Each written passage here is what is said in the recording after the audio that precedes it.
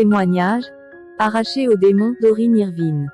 Satanisme, arraché au démon, Doreen Irvine aide. Lovin aide. Lovive. L'histoire de Doreen commence de façon un père adultère, violent et indifférent qui rentre ivre le soir, une mère déchirée qui abandonne finalement ses enfants. Et voilà une vulnérable adolescente livrée au monde. Ce cœur brisé et privé d'amour doit faire face à la vie sans instruction, ni éducation, ni aucune forme de repère. Guettée par le mal, elle s'enfonce dans une perversion inouïe, prostitution, drogue, puis magie, satanisme et sorcellerie. Le mal devient son mode de vie. Deux filles se tenaient dans la demi-obscurité de la boîte de strip et chuchotaient. Bien qu'il ne m'était pas possible d'entendre tout ce qu'elles disaient, je compris qu'il était question du temple des adorateurs de Satan. Quelques jours plus tard. Voulez-vous vous joindre à nous? Je ne sais pas. Je suis un peu effrayé par tout ce que j'ai vu. Il sourit. Il n'y a aucune raison d'avoir peur. C'était et il n'eut aucune peine à me persuader de devenir une adepte. Il m'enseigna que ce qui est considéré comme mal par la plupart des gens n'est pas mauvais, mais au contraire juste et bon. Je fus reine des sorcières noires pendant toute une année. Pouvoir consistait à tromper habilement les nombreux amis que je rencontrais. Je réussissais à me tirer d'affaire avec les plus gros mensonges. Personne ne songeait à les mettre en doute. Ce furent des années troublées pour moi. J'avais une frayeur croissante, celle de vieillir et de mourir. Des questions se posaient à mon esprit. L'enfer était-il vraiment ce lieu de délices auquel on m'avait fait croire? Et si c'était l'inverse?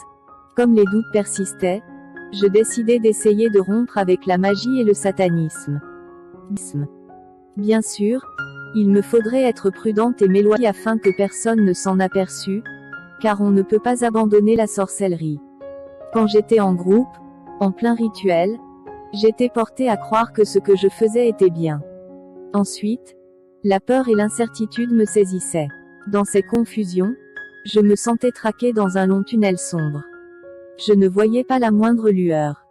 En ce temps de doute et de désarroi, je décidai de visiter quelques églises chrétiennes, seulement pour savoir si elles avaient une réponse à m'apporter. La crainte que l'on me découvrît me hantait. Je regardai dessus mon épaule pour m'assurer qu'on ne me suivait pas.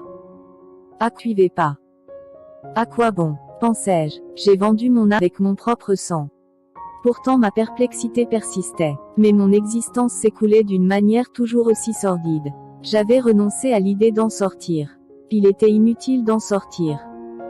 Il n'y avait pas d'issue. Comme la lutte ne s'apaisait pas, je me persuadais qu'il était préférable de ne plus aller à l'église. Peut-être, en effet, étais-je folle et n'y avait-il aucun secours à attendre, ni des chrétiens, ni de personne. J'étais sur le point de renoncer. La Bible dit, « Cherchez et vous trouverez. Frappez et l'on vous ouvrira. » Dans mon abattement retentirent à mes oreilles, plus clairement que jamais, ces mots. « Jésus, tu t'aimes. Il faut que je sois libérée. Je veux vivre pour Jésus, s'il m'aime tant. » Il me parlait. Dans les ténèbres, la confusion, l'Esprit Saint se frayait un passage, m'encourageant à chercher encore, jusqu'à ce que je trouve. Un dimanche matin, je décidai une nouvelle tentative et résolus de me rendre dans une église pour prier. Au moment où je franchis le seuil, les puissances diaboliques me maîtrisèrent. Quand je revins à moi, je vis, avec horreur, les débris des coupes de communion, le vin répandu et les expressions effarées des hommes qui m'entouraient. Je me sauvai en pleurant, courant comme si tous les démons de l'enfer étaient sur mes talons. J'étais désespéré.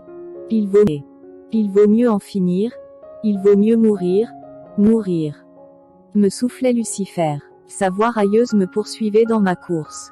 Comme un animal pourchassé, j'atteignis un petit pont. Je sautai par-dessus le parapluie quand un homme m'attrapa et me tira. « Qu'est-ce que vous faites, idiote ?» Je m'arrachai à lui et me remis à courir, ne sachant que faire. À l'aveuglette, une cabine téléphonique, en sanglots et toute tremblante. Lorsque je fus un peu calmé, j'aperçus au mur de téléphone du pasteur Stanley J.E.B.B. Je le lus une seconde fois. Avant même d'avoir réfléchi, j'étais en train de lui parler. Je ne sais ce que je lui dis, car j'étais dans un état épouvantable. Venez à l'église, me répondit-il. Il me donna le nom et l'adresse. Sa voix était chaude et pleine de bonté. Le ministère d'exorcisme est puissant. Ma vie avait été une porte ouverte à la possession démoniaque. Chapitre 16. Le doigt de Dieu. Le pasteur Arthur Neal arriva le lendemain après-midi, accompagné de monsieur J.E.B.B. Je les vis franchir le portail de la cour et s'avancer vers la porte. Soudain, une voix s'adressa à moi. N'ouvre pas, n'ai rien à faire avec eux. Je compris que les puissances démoniaques l'étaient plus que moi. Je savais que monsieur Neal était l'homme qui pouvait m'aider. Malgré ma peur, ouvris-je la porte aux deux visiteurs. Je ne connaissais pas monsieur Neal. Cependant, je sentis instinctivement qu'il était un homme de Dieu pur et saint. En sa présence, je me sentais aussi noir que la nuit lui-même.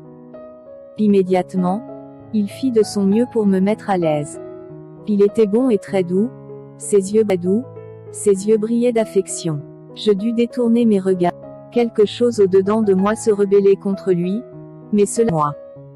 Les voix que vous entendez ont-elles des noms? Des noms. Non.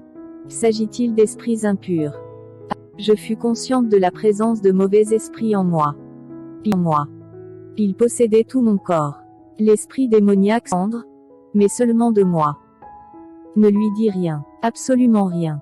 Je connaissais les démons. Ne les avais-je pas appelés très souvent à mon aide dans les rites que j'opérais comme sorcière et sataniste? Pour la première fois, je sus que ces démons étaient en moi, et non pas au dehors. Ce fut une foudroyante révélation. Mais je ne parlais de rien, ni de magie, ni de satanisme, ni de rien d'autre. Ce n'était pas nécessaire, car monsieur Neal savait que j'étais possédée, même s'il ignorait tout de ma vie. Il pointa son doigt vers moi, non vers ma personne, mais vers les démons en moi. Dans un langage étrange que les démons comprenaient, au nom de Jésus de sortir de moi. J'étais assise sur ma chaise, terrifiée. Les démons l'étaient encore plus. Monsieur Neal posa les mains sur ma tête, comme Denis Clark l'avait fait la veille. Je n'essayais pas de l'attaquer. J'étais pleinement consciente de ce qui se passait. Je savais sans l'ombre d'un doute que le royaume des ténèbres au-dedans de moi était vraiment ébranlé. Plus tard, monsieur Neal m'expliqua qu'il avait autorité que le Seigneur lui avait donnée pour traiter avec les démons. Les deux pasteurs s'en allèrent au bout d'une heure, plus libres. J'avais la conviction que tout irait bien. Mais monsieur Neal savait qu'il venait d'entreprendre à mon égard un long et profond ministère, et que ce n'était que le commencement. Il avait raison. Si je me sentis mieux après ma première rencontre avec, cela ne dura pas longtemps. Je passai une nuit horrible. Aux petites heures du matin, je me réveillai en proie à la plus affreuse angoisse. J'étais entourée de puissances diaboliques. J'entendais leurs voix, mais cette fois, elles firent connaître leur nom. On aurait dit qu'on me mettait en pièces avec un couteau. Me roulant d'un côté à l'autre, en proie au tourment, j'entendis. N'ai rien à faire avec Neal. Je suis doute et incrédulité. Je ne te quitterai pas. Ensuite, beaucoup d'autres voix crièrent ensemble. Moi non plus. Cela reprit, toujours plus fort. Je transpirais, mes draps étaient trempés de sueur et mon corps déchiré par les démons. J'entendis encore une voix. Je suis luxure. Je ne partirai pas. Il y a des années que je suis ici. Je suis mensonge, disait une autre. Je ne partirai pas non plus. Je suis magie noire, s'exclama un démon, très puissant. Je suis orgueil, dit un autre. Je ne partirai pas. Moi non plus. Ils parlaient les uns après les autres. Je crus que je devenais folle. Je ne l'étais pas, mais, si ces démons n'étaient pas chassés, je le deviendrais. Je me demandais où se trouvait Jésus, où mes yeux ne percevaient aucun rayon. Les ténèbres de l'enfer semblaient descendre sur moi. Lorsque je me levai, j'entendis une voix. Téléphone au pasteur de l'église baptiste. Dis-lui de ne pas venir. J'attendais le pasteur JEBB, qui devait prendre de mes nouvelles. Je téléphonais comme la voix me l'avait dit. Ce fut sa femme qui répondit. Il était déjà en route. J'attendis, fumant une cigarette après l'autre. Mon agitation intérieure m'empêchait de m'asseoir. À 11 heures, on frappa à la porte. C'était le pasteur. Il fut aussi aimable que d'habitude. Ne désespérez pas, me dit-il. Je vais prendre tout de suite contact avec Monsieur Neal. J'avais peur. En fait, ce n'était pas moi, c'étaient les démons qui étaient effrayés. Monsieur JEBB m'expliqua que je ne pourrais pas voir Monsieur Neal immédiatement parce qu'il n'habitait pas Bristol. Je vous ferai savoir quand il pourra venir.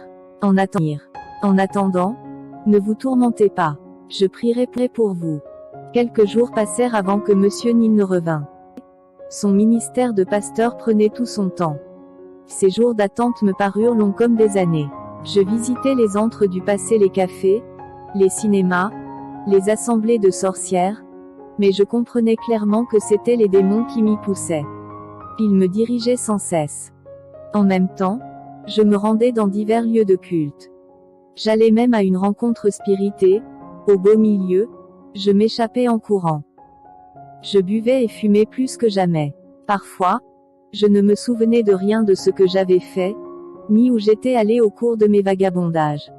J'étais contrainte d'errer dans des rues sombres, les plus sombres possibles, et de porter des vêtements noirs.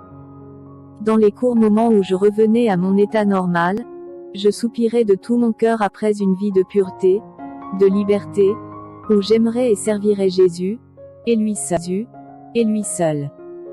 J'étais comme une personnalité divisée, d'une part, une sorcière, une droguée, d'autre part, une femme qui désirait changer complètement, être heureuse et joyeuse. Je savais que je n'étais ni malade, ni folle. J'étais possédée par de mauvais esprits, à qui j'obéissais presque constamment. Un vendredi matin, on me fit savoir dans la soirée. Ma conseillère de la campagne d'évangélisation et son mari me conduiraient en voiture à l'église baptiste de Queen's Road, celle de Monsieur JEBB. À ces nouvelles, tout le mal en moi trembla. J'étais littéralement secouée de la tête aux pieds. Les démons commandaient. Ne va pas voir Neal. C'est un saint. Il est trop saint pour nous. Éloigne-toi. Ne va pas à l'église. 1000 voix scandaient comme des marques bruits de tonnerre, le même message. Ce jour d'agitation se traîna jusqu'au soir. Dès que je vis Monsieur Neal, j'eus de nouveau la conviction, encore renforcée, qu'il était un saint et pur homme de Dieu. J'étais épuisée. J'aurais voulu m'échapper, mais ne le pouvais pas. Il sourit et me mit instantanément à l'aise. Cependant, au bout de peu de temps, je ne pus supporter son regard, ses yeux me transperçaient jusqu'au fond de l'âme. Je sentais son calme et son pouvoir. Tout cela était troublant. Cet homme en sait plus sur mon compte que je ne pourrais lui en révéler. Il savait pertinemment ce qui n'allait pas. Il me demanda de lui répéter les noms que j'avais entendus. Je fis de mon mieux pour tout lui dire. Alors que je parlais, mes pensées m'étaient comme enlevées. J'étais retenue par lui, il le comprit parfaitement. Puis il parla dans l'autre langue, en pointant son doigt d'un geste plein d'autorité. Je ne me souviens pas de la suite, car les démons s'emparèrent de moi. Ce ne fut que plus tard, quand je fus libérée de tous les esprits, que Monsieur Neal me raconta exactement ce qui s'était passé ce soir-là. Voici ce qu'il me dit. À la suite d'un interrogatoire serré, 6 démons se révélèrent. Ils s'exprimèrent par mes lèvres selon leur nature individuelle. Le chef était le démon doute et incrédulité, extrêmement obstiné et violent. 2 chrétiens durent me tenir fermement tandis que Monsieur Neal le chassait. Il pointa son doigt, voir Luc 11h20, et cita, « Si c'est par le doigt de Dieu que je chasse les démons, le royaume de Dieu est donc venu pour Dorine. » Il ordonna aux démons, au nom de Jésus, en anglais et dans la langue que le Seigneur lui avait donnée pour l'exorcisme, de me quitter et d'aller dans la géhenne. Le terrible combat qui suivit peut se décrire par Éphésiens 6h12, car nous n'avons pas à lutter contre la chair et le sang, mais contre les dominations, contre les autorités, contre les princes de ce monde de ténèbres, contre les esprits méchants dans les lieux célestes. Lutter, c'est le mot qui convient. Le démon ne voulait pas quitter mon corps, disparaître dans la géhenne avant le temps, mais finalement il s'en alla en jetant un grand cri. En sortant, il me déchira. L'exorcisme se prolongea pendant 3 ou 4 heures, pendant lesquelles le démon tromperie et les esprits impurs luxure, mensonges, orgueil et sorcellerie furent envoyés à leur tour dans la géhenne. Le démon sorcellerie était très agité et bizarre, il s'exprimait par des plaintes prolongées et chantonnait sur un ton charmeur. Connaissez-vous la magicienne d'Andorre? Il a essayé de m'envoûter, me dit Monsieur Neal, mais je lui ai résisté avec l'autorité du nom de Jésus-Christ, et il a aussi été jeté dans la géhenne. L'esprit, non, pas là, je dois avoir le corps de la jeune femme. Je ne veux pas le quitter. J'ai besoin d'un corps, pas là-bas, non, pas dans la géhenne. Tu n'auras pas son corps, ni aucun autre, lui répondit Monsieur Neal. Je t'ordonne, au nom de Jésus-Christ, de le quitter et d'aller maintenant dans la géhenne. Il le fit, en poussant de terribles cris et gémissements et en disant: Oui, non. Oui, je m'en vais. Morte. Quand je repris connaissance, je ne savais rien de ce qui s'était passé. Je n'étais conscient que d'une chose, j'étais libre de ces démons. Ils avaient été chassés pour toujours. Je priais et remerciais le Seigneur Jésus de sa délivrance. J'étais très fatigué. Ma gorge, mes côtes et mes bras étaient meurtris. Mais les 6 démons étaient lourds. Il pria encore pour moi et rentra chez lui. Je me sentais heureuse et libérée. C'était merveilleux. Cette nuit-là, je dormis comme un petit enfant. C'était mon meilleur sommeil depuis des années. Mais peu après, de nouveaux démons se réveillèrent. Uns se nommèrent, d'autres pas. J'étais profondément désespérée. J'avais cru être entièrement délivrée, mais ce n'était pas vrai. Cela me troublait. Monsieur Neal ne fut nullement surpris. Il savait qu'il n'avait chassé qu'une petite partie des démons. C'était un début. Ceux qui restaient s'en iraient comme les premiers, et dans le même lieu. Tout ne pouvait se faire à la fois, du moins dans mon cas. Le ministère d'exorcisme est puissant, profond et épuisant. Malheureusement, ma vie avait été une porte ouverte à la possession démoniaque. Il faudrait encore du temps avant que je ne fusse complètement libre, avant que tous les démons ne m'eussent quitté. Non pas qu'il fût impossible à Jésus-Christ de les chasser tous en une fois. Il aurait pu le faire, mais, comme je l'ai dit, ses voies sont insondables. Sans aucun doute, il avait un but particulier. Il fallait que fût démontré aux ministres de l'Évangile et à d'autres chrétiens la réalité des états de possession. Je crois aussi que Monsieur Neal avait à enseigner à certaines personnes la manière de chasser les mauvais esprits. Et moi-même, j'avais à apprendre beaucoup de choses. Un vrai travail s'accomplissait dans mon propre cœur. Chapitre 17. Jésus est vainqueur. Du temps, j'en avais à revendre, tandis que Monsieur Neal en manquait. Je n'étais en effet guère occupé. L'adage qui a ce jour du travail pour les mains oisives est certainement vrai. Il me proposait beaucoup de choses. 6 démons et d'autres allaient suivre.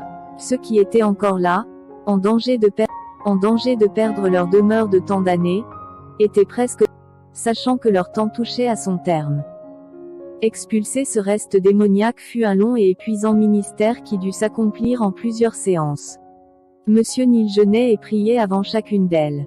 Il savait qu'il entrait d'une manière réelle en contact avec des puissances de ténèbres. La prière et le jeûne étaient donc essentiels. Le démon tourmenteur fut le suivant à s'en aller. Il se révéla de la même façon que les précédents. C'était effectivement un bourreau, s'acharnant sur moi jour et nuit, presque sans répit. Je faisais les rêves les plus horribles, vivants, hallucinants. Des animaux à poils, d'une laideur indescriptible, me poursuivaient au bord d'un abîme sombre et sans fond, s'agrippant à mon corps et à ma gorge. Quand je me réveillais, j'en portais des marques visibles. J'étais aussi tourmenté de jour, obligé de rôder pendant cherchant le repos et la paix et ne les trouvant point.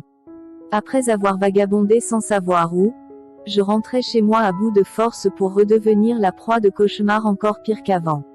J'avais de nouveaux rendez-vous avec Monsieur Neal. Mais alors, même qui fut l'objet de tourments. Prends un couteau et tue Neal. m'ordonna-t-il. Obéissante, je mis un couteau dans mon sac. Tu, commandait-il. Dès que j'eus franchi le seuil de l'église, il se déchaîna. J'appris alors quelque chose sur les démons. Que lorsque je le regardais moi-même, ce n'était que par mes yeux qu'il leur était possible d'observer ces mouvements. Le fait qu'ils devaient compter sur moi prouve bien qu'ils étaient limités. Tourmenteur renouvela son ordre de ce qui se passa jusqu'au moment où il partit. Il paraît que je brandissais un immense couteau afin de... Il réussit à me l'arracher à temps. Mes forces étaient décuplées et des chrétiens vigoureux eurent du mal à me retenir. De longs échanges de paroles eurent lieu entre Monsieur Neal et le démon, qui ne voulait pas partir et résistait de tout son pouvoir. Après une lutte d'1 heure, Tourmenteur s'en alla dans la grand cri. Jésus est vainqueur, s'exclama Monsieur Neal. Jésus est vainqueur. Cet mauvais esprit m'avait quitté pour toujours. Je me reposai un instant avant que d'autres fussent expulsés. Alors qu'ils se faisaient connaître, donnant leur nom, leur activité et la durée de la possession, ils furent chassés, non sans avoir livré un combat acharné, tous remplis de haine à l'égard de Monsieur Neal et ayant horreur de la géhenne. Ils savaient que, s'il y était jeté, c'en serait fait d'eux. Pas avant le temps, plaidait-il. Mais Monsieur Neal tenait ferme, pour qu'ils allassent tout là où ni homme, ni bête.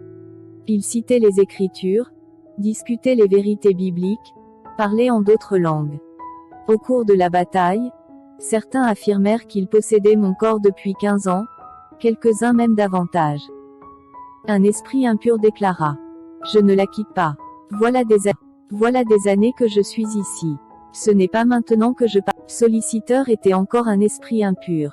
Monsieur Neal expliqua que ce démon était entré en moi quand j'avais 15 ans, alors que je commençais à me livrer à la prostitution dans les rues de Paddington. Il essaya même de provoquer les pasteurs présents. Après de longues palabres, il partit pour la géhenne en criant, accompagné de tentateurs ténébreux. Celui-là et ses œuvres à la hauteur de son nom. Il parada, cherchant à attirer et subjuguer les pasteurs. Mais lui aussi fut chassé au nom tout-puissant de Jésus. D'autres esprits impurs, comme séducteurs, corrupteurs et homosexuels, furent chassés à leur tour. Homosexuel, me dit Monsieur Neal, se révélait d'une manière étonnante. Dans sa conversation, il parlait d'une voix raffirante de la mienne. Au cours de l'exorcisme, Monsieur Neal mentionna Marie-Madeleine, de qui cette démon était sortie. L'esprit s'écria avec emportement. Ne me parlez pas de Marie-Madeleine. C'est une traîtresse. Ne m'en parlez pas. Monsieur Neal invoqua aussi le calvaire, où Satan et tous les démons ont été vaincus par Christ. Ne me parlez pas du calvaire. J'y étais. J'ai tout vu. J'y étais il y a très longtemps, bien avant d'entrer dans ce corps. Ne me parlez pas du calvaire, répétait-il. Malgré toutes ces protestations, il dut se rendre dans la géhenne avant le temps. Jésus est vainqueur, disait sans cesse Monsieur Neal. Après chaque séance, quand les démons s'étaient retirés, je priais et remerciais qu'il avait accompli pour moi, de ce qu'il m'avait libéré. Monsieur Neal affirmait volontiers ceci, que je n'ai jamais oublié car cela m'encourageait tellement. Jésus est plus fort que Satan et que le péché. Satan doit s'incliner devant le Christ. Ce fut lors d'une de ces occasions que je vis le Seigneur Jésus lui-même debout derrière Monsieur Neal. Il était magnifique, dans des vêtements resplendissants et baignés d'une lumière radieuse qui... Son visage était doux et bon, ses yeux exprimaient une profonde tendresse. Shalom shalom bien-aimés dans le Seigneur, vous venez de suivre ce témoignage très édifiant. Abonnez-vous à la chaîne YouTube, activez la cloche de notification, likez la vidéo. Partagez la vidéo. Pour tous les bien-aimés qui ont des messages, des révélations, des témoignages de bien vouloir me contacter, mon numéro se trouve dans la description. Soyez bénis, Amen.